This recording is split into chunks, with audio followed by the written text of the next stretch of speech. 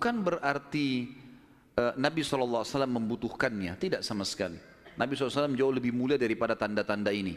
Tapi pada saat beliau lahir, ternukillah di Mekah, di Madinah, beberapa kejadian yang memang ahli sejarah angkat. Yang pertama, kejadian yang unik pada saat Nabi SAW lahir adalah terlihatnya bintang Ahmad namanya. Apa itu bintang Ahmad? Orang-orang Yahudi yang ada di Madinah itu meyakini kalau Nabi terakhir yang mereka tunggu di Madinah keluar itu, kalau dia lahir akan kelihatan bintang yang mereka istilahkan dengan bintang Ahmad, dan mereka mengukir-ngukir bintang itu sesuai dengan keterangan dari Taurat. Seperti itulah pemahamannya pada saat itu. Allahu alam tentang masalah kebenaran masalah bintang ini, tapi yang jelas kebenaran bintang itu bisa dipercaya atau tidak, karena kita dalam Islam taunya bintang nggak boleh dipercaya gitu kan.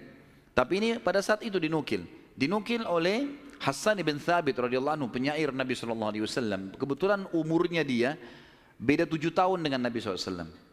Beliau mengatakan setelah masuk Islam, setelah Nabi SAW hijrah ke Madinah, beliau mengatakan pada hari Nabi SAW lahir, aku kebetulan berada di salah satu benteng Yahudi, dan naiklah di malam hari kebetulan salah satu pendeta Yahudi lalu teriak dengan suara keras, wahai Yahudi, hai sekalian kaum Yahudi, sungguh telah terlihat pada malam ini bintangnya Ahmad, dan tidak terlihat kecuali pada saat ia lahir.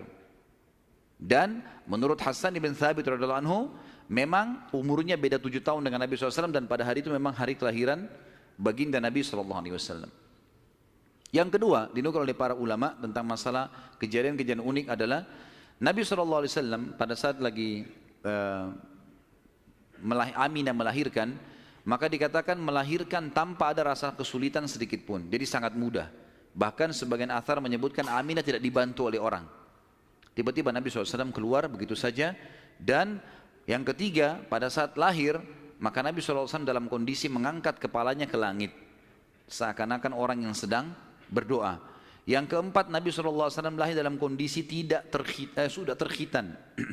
Sudah terkhitan. Yang kelima, Nabi SAW lahir juga tanpa terbebani lagi dengan sisa tali pusar, udah nggak ada. Lahir sudah terkhitan, ya, lahir sudah tidak ada tali pusarnya. Sampai poin di sini, sampai poin kelima ini, maaf 4 poin ya, karena poin pertama tadi itu kejadian di Madinah. Jadi 4 poin ini, Aminah melahirkan dengan sangat mudah, Nabi SAW seperti berdoa ke langit, kemudian terkhitan, kemudian tali pusarnya sudah terlepas. Maka Abdul Muttalib kakeknya bangga sekali datang, sangat senang pada saat itu. Dia berkata, sungguh pada cucuku atau anakku ini ada perkara besar. Lalu Abdul Muttalib pun membawa bayi Nabi SAW ke Ka'bah saat baru lahir, dan ia yang memberi nama Muhammad. Yang memberi nama Muhammad. Baik, ada sedikit rahasia masalah nama Muhammad ini. Perlu teman-teman tahu, nama Muhammad sebelum Nabi Muhammad SAW tidak dikenal oleh orang-orang Arab. Gak ada satupun orang Arab bernama Muhammad pada saat itu, belum ada. Terus dari mana nama ini? Kok Abdul Muttalib bisa berikan nama cucunya? Ada kisahnya. Jauh sebelum lahir Nabi SAW, Abdul Muttalib pernah jalan-jalan ke negeri Syam bersama dengan 3 orang sahabatnya. Yang pertama Sulaiman bin Mujazi', salah satu kepala suku di Mekah. Yang kedua Hulayla bin Hajij. Dan yang ketiga Himran bin Rabi'ah. 3 orang ini bersama Abdul Muttalib, 4 orang ini pergi ke negeri Syam. Pas tiba di negeri Syam, ada salah satu pendeta Nasrani menemui mereka lalu berkata, kalian dari mana? Kata Abdul Muttalib, dari Jazirah Arab. Dari mana tempatnya? Dari kota Mekah. Kata pendeta itu, dari kota kalian nanti akan keluar Nabi terakhir. Dan Nabi terakhir itu bernama Muhammad. Kata Abdul Muttalib, dari mana engkau tahu itu semua? Dia bilang, dari kitab kami, dalam Injil disebutkan namanya Muhammad. Maka keempat orang ini bertekad pada saat itu untuk memberikan nama kalau mereka dikaruniai anak setelah itu atau cucu, Muhammad. Dan dari 4 orang ini, pada saat balik ke Mekah, orang yang pertama mendapatkan cucu laki-laki adalah Abdul Muttalib. Itulah Nabi Muhammad SAW. Maka dia pun mengangkat bayi Nabi SAW lalu keliling di dekat Ka'bah lalu mengatakan, anak ini memiliki perkara yang besar, aku memberikan nama Muhammad, aku memberikan nama Muhammad. Terus dia mengucapkan kalimat itu.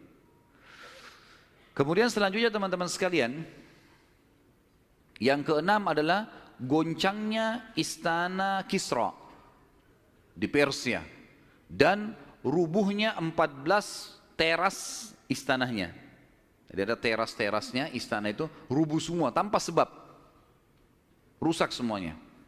Pada saat melihat kejadian tersebut, Kisra sempat khawatir, lalu dia bertanya kepada para peramal-peramalnya lah, dukun-dukunnya segala, maka mereka pun menjawab, goncangnya istana disebabkan karena hari ini lahir seseorang nabi dan runtuhnya 14 teras ini menandakan terdapat 14 raja Persia, tinggal 14 orang saja. Selebihnya sudah runtuh kerajaan ini. Maka sempat Kisra bilang, 14 raja masih lama. Kalau satu raja punya 1100 tahun umurnya, berarti 1400 tahun. Tapi tanpa disadari oleh Kisra, para ahli sejarah muslim menukil, tanpa membenarkan ramalan ini ya, kita bukan membenarkan. Karena ramalan itu semua, kalaupun bertepatan, karena mereka mencuri, syaitan mencuri berita dari langit. Bukan karena mereka tahu. Sebagaimana dijelaskan dalam ada hadits Nabi SAW. Dan ternyata setelah Kisra, yang pada saat Nabi SAW lahir itu ada, anak-anaknya berselisih pendapat dan dalam waktu 4 tahun saja terjadi penggantian 10 orang Kisra. Mati semua, saling membunuh satu sama yang lain.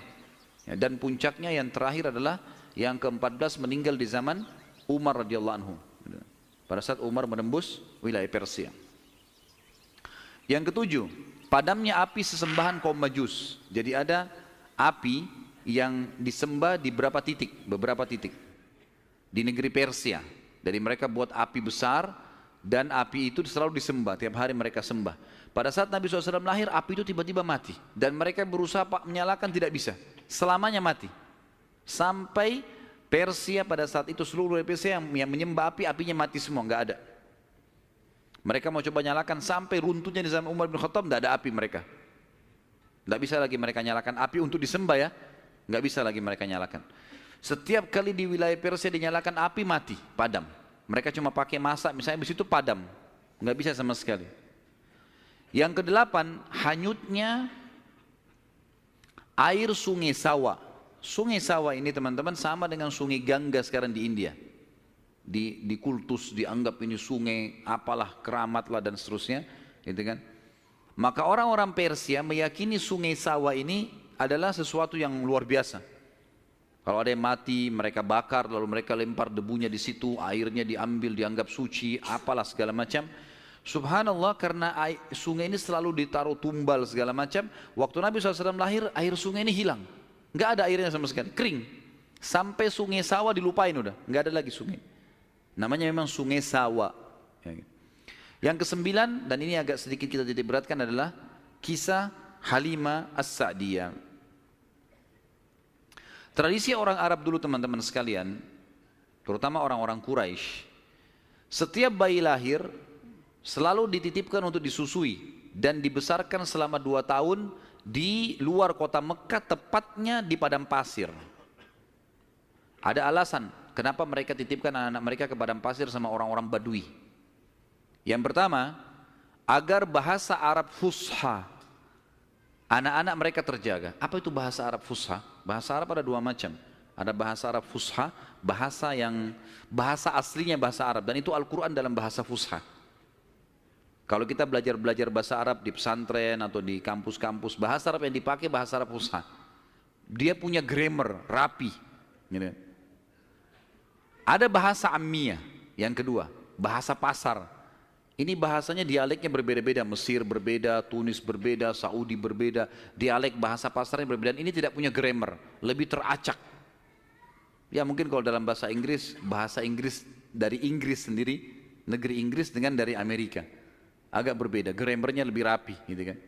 Tapi kita tidak bahas masalah itu tentunya.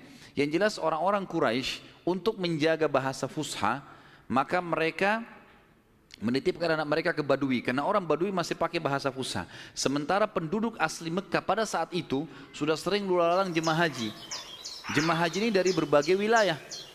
Makanya kita temukan bahasa Arab yang kalau tanda kutip ya, yang paling kacau itu bahasa Arabnya orang Mekah sampai hari ini. Karena bercampur baur antara bahasa Arab dengan bahasa Urdu dengan bahasa Indonesia, dengan campur-campur. Jadi kalau kita ngomong sama mereka itu nggak jelas kadang-kadang. Memang orang-orang Mekah dikenal begitu, karena memang campur baurnya jemaah haji ini. Karena mereka nggak bisa bahasa Arab, mereka pakai bahasanya. Jadi orang sana terpaksa